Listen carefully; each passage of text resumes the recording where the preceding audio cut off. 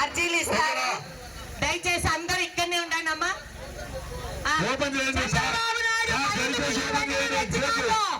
తగ్గించాలి. ఒక్కొక్క నిమిషం గడిపడక ఒక్క నిమిషం. కరెంట్ వెంటనే బయటికి రావాల్సిందిగా కోరుచున్నాం. మేము వస్తే పోలీస్ వాళ్ళు ప్రాబ్లం అంటే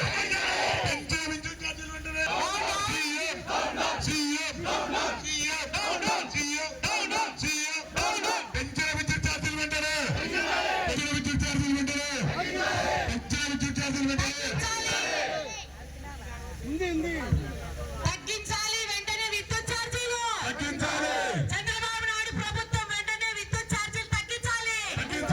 చంద్రబాబు నాయుడు ప్రభుత్వంలో పెంచిన విద్యుత్ ఛార్జీలు సీఎం చంద్రబాబు పెంచిన విద్యుత్ ఛార్జీలు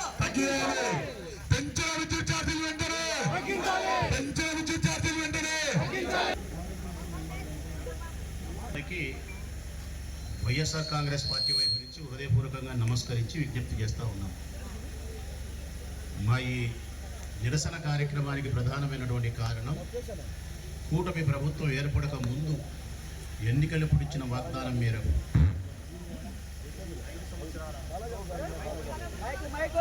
సంవత్సరాల కాలం వరకు మా ప్రభుత్వం ఏర్పడితే విద్యుత్ బిల్లులు పెంచమని, విద్యుత్ బిల్లులు తగ్గిస్తామని, నాణ్యత కలిగిన కరెంటు పేదవారికి అందిస్తామని చెప్పి కూటమి పార్టీలు అధికారంలోకి వచ్చినాయి.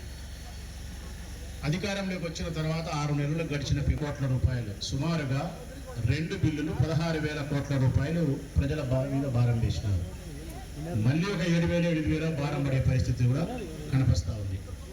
ఈ లెక్కన ప్రభుత్వం ఏర్పడిన 6 నెలలకే కరెంటు ఛార్జీలు పెంచుతూ పోతే, ఇక 5 సంవత్సరాల పొడుగునా పెంచుతూ పోతే 1,000 రూపాయలు ఉండే బిల్లు 5 సంవత్సరాలు పూర్తయ్యే నాటికి 3,000 4,000 చేరే పరిస్థితి ఏర్పడుతుంది. ఇది పేదవారికి అత్యంత బరువు, అత్యంత ఆర్థిక పరిస్థితి చిన్నాభిన్నమయ్యే పరిస్థితి. అందుకే కూటమి పార్టీలు అన్నీ కలిపి ఎన్నికలప్పుడు ఏమైతే వాగ్దానం ఇచ్చినారో, వాగ్దానం ద్వారా ఓటేసుకొని అధిక జీవితాలతో చెలగాట వాడద్దని, ఆర్థిక స్థితిగతుల విషయాన్ని పరిశీలించాలని ఈ ప్రభుత్వం వెంటనే కరెంటు బిల్లులు పెంచినేటి విత్డ్రా చేసుకోవాలని, ₹1 కూడా పెంచకూడదని, గడసబోయే 4.5 సంవత్సర కాలంలో కూడా ఒక్క రాగినాయ పైసా కూడా కరెంటు బిల్లు పెంచకూడదని చెప్పి వైఎస్ఆర్ కాంగ్రెస్ పార్టీ ఆధ్వర్యంలో రాష్ట్ర వ్యాప్తంగా 175 నియోజకవర్గాల్లో మేము మా నిరసన కార్యక్రమాన్ని శాంతియుతంగా పోలీసుల అనుమతి తీసుకొని మీ అధికారుల సమక్షంలోకి వచ్చి మీకు హృదయపూర్వకంగా విజ్ఞప్తి చేసి ప్రజల యొక్క సమస్యను, బాధను మీకు వివరిస్తూ ఉన్నాం. ఇందులో ఈ విజ్ఞాపన పత్రంలో మా విషయాలు అంటే ప్రజలకు సంబంధించిన ఆర్థికపరమైన భారాలు, ఈ కూటమి పార్టీ చేసిన హామీ అన్ని సవివరంగా తెలియజేసినాం.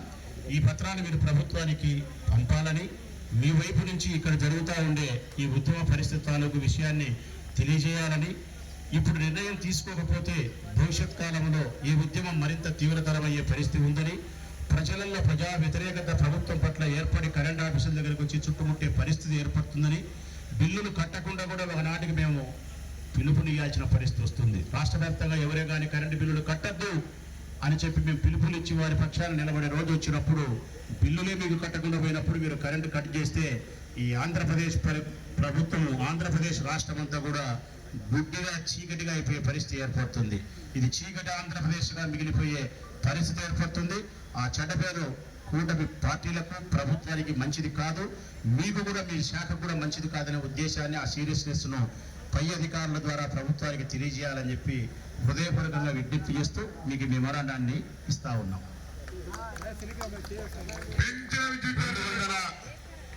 జగన్మోహన్ రెడ్డి గారి ప్రభుత్వంలో ఎస్సీ ఎస్టీ కులాలకు 200 యూనిట్ల వరకు ఏ విధంగా అయితే ఉచితం ఇచ్చినామో, దానిలో కూడా అనేక రకాల అపోహలు ఉన్నాయి.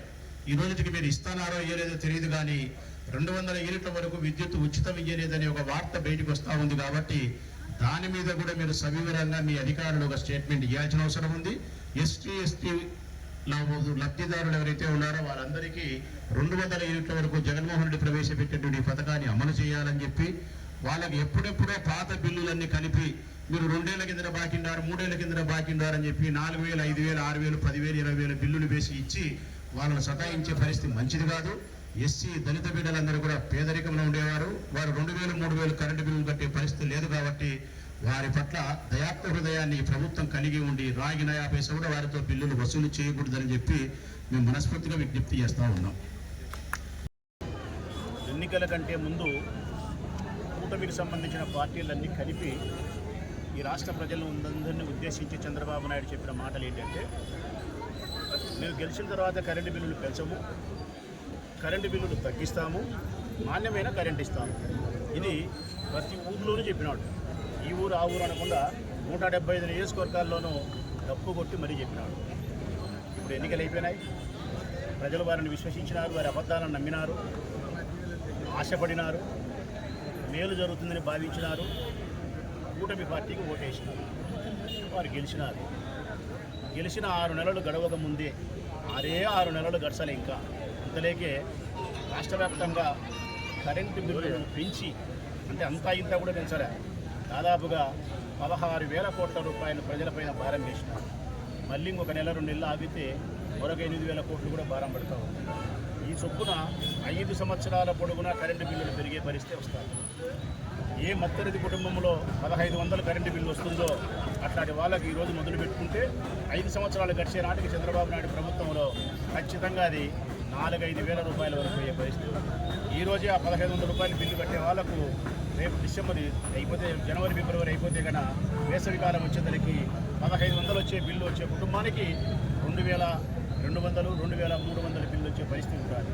ఇది పేద ప్రజలకు, మధ్యతరగతి కుటుంబీకులకు, ధనవంతులకు అందరికీ కూడా ఆర్థికంగా భారమయ్యే పరిస్థితి, అనేక రకాల ఇబ్బందులు ఎదుర్కోవాల్సిన పరిస్థితి వస్తుంది. కాబట్టి చంద్రబాబు నాయుడు పార్టీ, వారి కూటమి పార్టీలన్నీ కలిపి ఇచ్చిన హామీలు నిలబెట్టుకోవాలని చెప్పి మేము కోరుతూ ఉన్నాం.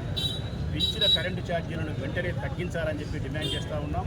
వైఎస్ఆర్ కాంగ్రెస్ పార్టీ జగన్మోహన్ రెడ్డి గారి నేతృత్వంలో 175 నియోజకవర్గాల్లో ఈరోజు పెంచిన కరెంటు ఛార్జీలను తగ్గించాలని చెప్పి నిరసన కార్యక్రమాలు చేసినాం పెద్ద ఎత్తున.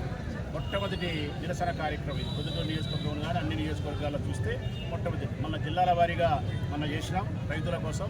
ఈరోజు కరెంటు బిల్లుల కోసం నియోజకవర్గాల వారీగా చేస్తూ ఉన్నాం. ఒకవేళ ఈరోజు ఏదో చేసి వదిలేస్తామని అనుకుంటే చంద్రబాబు నాయుడు పొరపాటి. బిల్లులు తగ్గించకపోతే మళ్ళీ ఈ ఉద్యమాన్ని తీవ్రతరం చేస్తాం. ఇంతకుముందు ఎక్కడైతే మీరు గుర్రాలతో దక్కించి తుపాకులతో కాల్చి చంపినారో అటువంటి పరిస్థితి వచ్చినా కూడా వైఎస్ఆర్ కాంగ్రెస్ పార్టీ కార్యకర్తలు, నాయకులు మేమే ఈ తుపాకీ గుళ్ళకు రొమ్ముడ్డి ముందు ఉండి ప్రజా సమస్యలు పరిష్కరించేదానికోసం వైఎస్ఆర్ కాంగ్రెస్ పార్టీ పట్టిన పోరుబాట విడిచే ప్రసక్తే లేదు.